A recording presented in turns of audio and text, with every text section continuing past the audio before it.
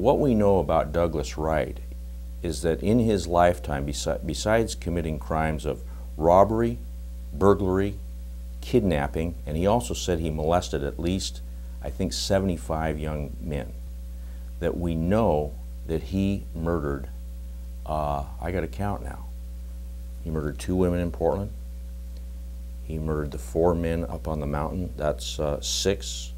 He admitted to Luke Treadway, that's 7. The Florida man, that's 8 that we know of. In a letter that he wrote in which he admitted killing Luke Treadway, he said in a letter to Luke's family, "I can no longer live with my guilt, my personal shame, nor my grief for the death of Luke Treadway. To Luke's family, my deepest apologies, and I give you all peace and closure. It's the only decent thing I've ever done during my lifetime." Wright was not a stupid guy. I think he knew that was the only way to stop it. That ultimately he would do something again. He had waived his rights to appeal, with the result that his time on death row was curtailed. There are men on death rows around the country who do waive their rights to appeal. They are dubbed volunteers, and even some of them resist the automatic appeal, which they actually don't have the right to waive. The Oregon Coalition to Abolish the Death Penalty was very active at that time, and they organized a march from Portland to Salem. It was a 3-day march, and it arrived in Salem on the evening of the 6th of September in order to vigil at the prison during the execution. Of course, it was awkward because he was volunteering. The organizing was around Oregonians' resistance to being a part of executing a person, even if that person was actually, to all intents and purposes, committing suicide.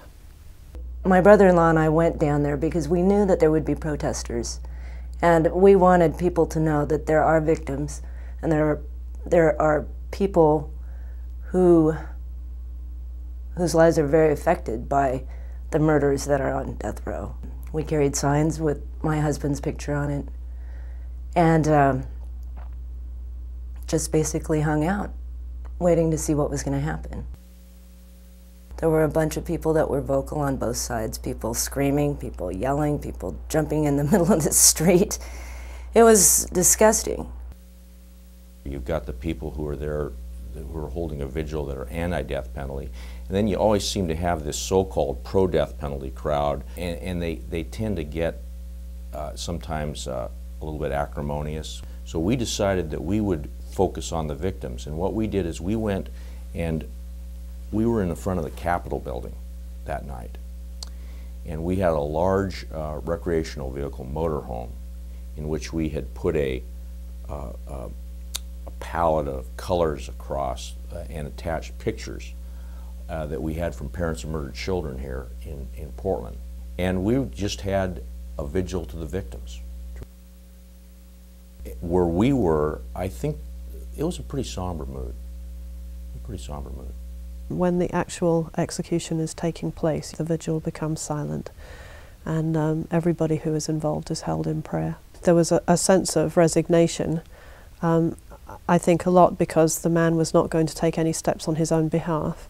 There was a sense that this was an act of witnessing and protest against something that Oregon should not be involved with, and that the people who were protesting were deeply offended that these executions were going to take place in their name.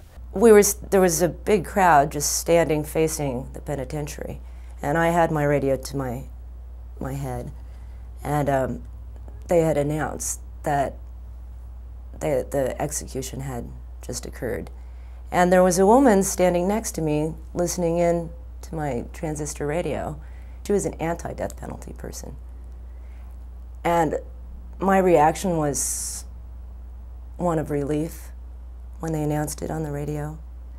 And she was sitting next to me, or standing next to me, and she kind of gave me a dirty look. Even though we were sharing the same radio, she gave me a dirty look, and I don't blame her for that, but I remember feeling relief that they actually did execute the person who wanted to be executed.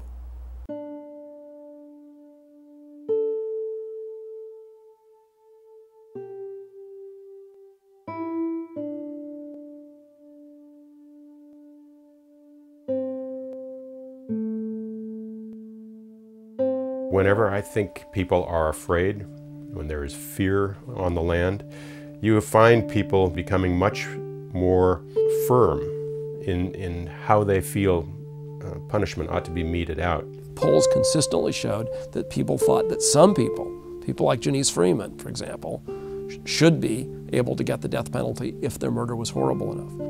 I believe, though, that like in Oswald West's day, if Oregon had a spate of executions in the future, the issue would come front and center to Oregonians' consciousness. And there is now a new organization called the Oregonians for Alternatives to the Death Penalty, and there are other organizations who formed alliances and coalitions in order to move forward in the movement against the death penalty, which I would say is actually quite active. I think that they're a long ways away from getting a ballot in front of Oregonians. If they ever get it, if they ever get the issue on, I can guarantee you there will be opposition. The political debate will be rejoined in Oregon, and this is an issue that will come back and will have to be resolved again by political leaders and perhaps by the citizenry in some future vote.